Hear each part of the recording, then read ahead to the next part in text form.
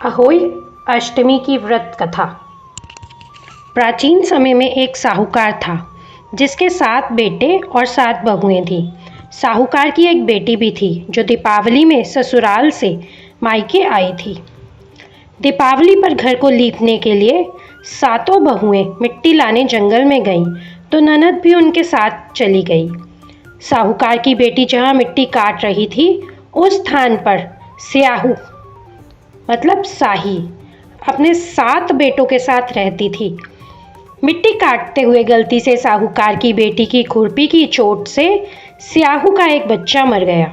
स्याहू इस पर क्रोधित होकर बोली, मैं तुम्हारी कोख बांधूंगी। स्याहू के वचन सुनकर साहूकार की बेटी अपने 7 भाभियों से एक एक कर विनती करती रही कि वह उसके बदले अपनी कोख बंधवा लें, परंतु सबने मना कर दिया।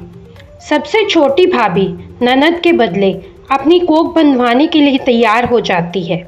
इसके बाद छोटी भाभी के जो भी बच्चा होता वे 7वें दिन मर जाता। 7 पुत्रों की इस प्रकार मृत्यु होने के बाद उसने पंडित को बुलाकर इसका कारण पूछा। पंडित ने सुरही गाय की सेवा करने की सलाह दी। सुरही गाय सेवा से प्रसन्न होकर उसे स्याहू के पास ले गई। रास्ते में थक जाने पर दोनों आराम करने लगते हैं। अचानक साहूकार की छोटी बहू की नज़र एक ओर जाती है। वह देखती है कि एक सांप गरुड़ पंखनी के बच्चे को डसने जा रहा है। वह सांप को मार देती है। इतने में गरुड़ पंखनी वहां आ जाती है और खून बिखरा हुआ देखकर यह सोचने लगती है छोटी बहू ने उसके बच्चे को मार डाला, तो वह छोटी बहू को अपनी चोंच से मारने लगती है। छोटी बहू इस पर कहती है कि उसने तो उसके बच्चों की जान बचाई है। गरुड़ पंखनी इस पर खुश होती है और छोटी बहू से कहती है, तू कोई भी वरदान मांग। तो वह उसे कहती है कि मुझे और सुरही गाय दोनों को स्याहू माता के पास पहुंचा दो, अपने ऊपर बिठा 7 समुंदर पार स्याहू माता के पास पहुंचा देती है। वहाँ स्याहू छोटी बहू की सेवा से प्रसन्न होकर उसे 7 पुत्र और 7 बहू होने का आशीर्वाद देती है। स्याहू के आशीर्वाद से छोटी बहू का घर पुत्र और पुत्र वधुओं से हरा भरा हो जाता है। अहोई अष्टमी के दिन बड़ी भाभी ने अपने बेटे को भेजा कि जाकर देख कर आओ। जब भी अहोई अष्टमी का व्रत आता है तो छोटी बहू तो रोना पीटना मचा देती है। आज तो उसके घर से उसके कमरे से कोई रोने की आवाज़ ही नहीं आ रही।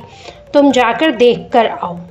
जब वह बालक वहाँ पहुँचता है और जाकर देखता है कि वहाँ उसकी चाची के 7 बेटे और 7 बहुएं हैं और जाकर अपनी माँ को बताता है।